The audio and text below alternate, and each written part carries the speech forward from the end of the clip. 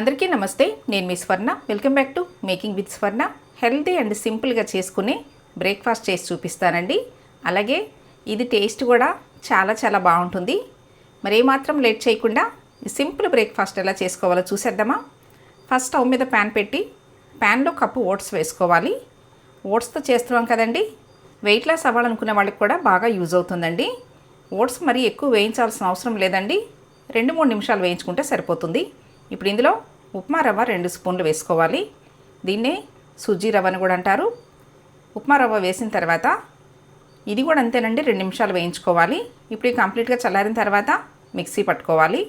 చూడండి, మరీ మెత్తగా కాకుండా కాస్త బరకగానే మిక్సీ పట్టుకోవాలి. ఇలా మిక్సీ పట్టుకున్న ఈ పౌడర్ని మిక్సింగ్ బౌల్లో వేసేసుకోవాలి. ఇప్పుడు ఇందులో 1/2 కప్పు పెరుగు వేసుకోవాలి. ఫ్రెష్ పెరుగే వేసుకోండి. తర్వాత 1 స్పూను సాల్ట్ వేసుకోవాలి. సాల్ట్ అనేది మీ టేస్ట్ తగ్గట్టుగా వేసుకోవచ్చు. ఇప్పుడు ఓట్స్ పౌడర్, పెరుగు 2 కలిసేలాగా బాగా కలుపుకోవాలి. కొద్దిగా నీళ్ళు పోసుకుంటూ కలుపుకోవాలండి. ఒకేసారి నీళ్ళు పోయకుండా కొంచెం పోసుకుంటూ కలుపుకోవాలి. ఒకేసారి పోసారనుకోండి లూజ్ అయిపోతుంది. అందుకని ఇలా నీళ్ళు కూడా ఏమి ఎక్కువ పట్టవండి, 3-4 స్పూన్లు నీళ్ళు పడతాయి అంతే. చూడండి, ఈ విధంగా కలుపుకోవాలి. ఇప్పుడు స్టవ్ మీద ప్యాన్ పెట్టి ప్యాన్లో 2 స్పూన్లు బటర్ వేసుకోవాలి. బటర్ కరిగిన తర్వాత 1 స్పూను జీలకర్ర వేసుకోవాలి. తర్వాత సన్నగా కట్ చేసుకున్న 1 పచ్చిమిర్చి, 1 ఉల్లిపాయ వేసుకోవాలి. ఉల్లిపాయలు మరీ వేయించకూడదండి, జస్ట్ మగ్గితే సరిపోతుంది. ఇప్పుడు ఇందులో 2 రెమ్మల కరివేపాకు వేసుకోవాలి. తర్వాత సన్నగా కట్ చేసుకున్న క్యారెట్ ఒకటి ఇలా చిన్న ముక్కలు కట్ చేసుకుని వేసుకోండి. ఇవి కూడా ఎక్కువసేపు ఏం వేయించకూడదండి, వేసిన ఉల్లిపాయలు క్యారెట్ కూడా మగ్గితే సరిపోతుంది. ఇప్పుడు ఇందులో 2 స్పూన్లు తెల్ల నువ్వులు వేసుకోవాలి.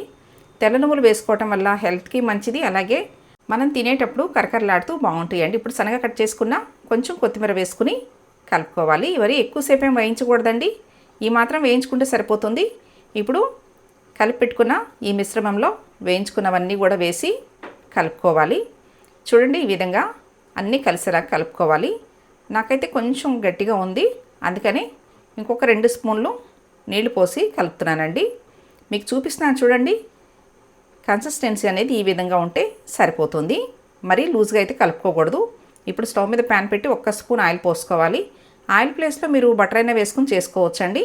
ఆయిల్ కాస్త హీట్ అయిన తర్వాత ఈ ప్రిపేర్ చేసుకున్న మిశ్రమాన్ని మరీ పలచగా కాకుండా కాస్త మందంగానే వేసుకోవాలి. అంటే మనం దిబ్బ రొట్టి ఎలా వేస్తామో అలాగే వేసుకోవాలండి. ఇలా ఈవెన్గా రౌండ్గా స్ప్రెడ్ చేసుకోవాలి. ఇప్పుడు మూత పెట్టి 3-4 నిమిషాలు ఉడికించుకుంటే చాలండి. ఎక్కువ టైం కూడా పట్టదు, చాలా సింపుల్గా చేసేసుకోవచ్చు. చూడండి, మీకు 3 నిమిషాల తర్వాత చూపిస్తున్నాను. ఇప్పుడు పైన కాస్త నువ్వులు వేసుకుంటే తినేటప్పుడు బాగుంటుంది, చూడటానికి కూడా బాగుంటుంది. ఇప్పుడు రెండో వైపు కూడా తిప్పి 2 నిమిషాలు కాల్చుకుంటే సరిపోతుందండి. చాలా సింపుల్గా చేసుకోవచ్చు, ఎటువంటి హడావుడు లేకుండా మార్నింగ్ టైంలో బ్రేక్ఫాస్ట్ హెల్తీగా ఇలా సింపుల్గా చేసేసుకోవచ్చండి. నేను చూపించిన విధంగా మీరు కూడా తప్పకుండా ట్రై చేసి మీకు ఎలా వచ్చిందో నాకు కామెంట్ చేయండి.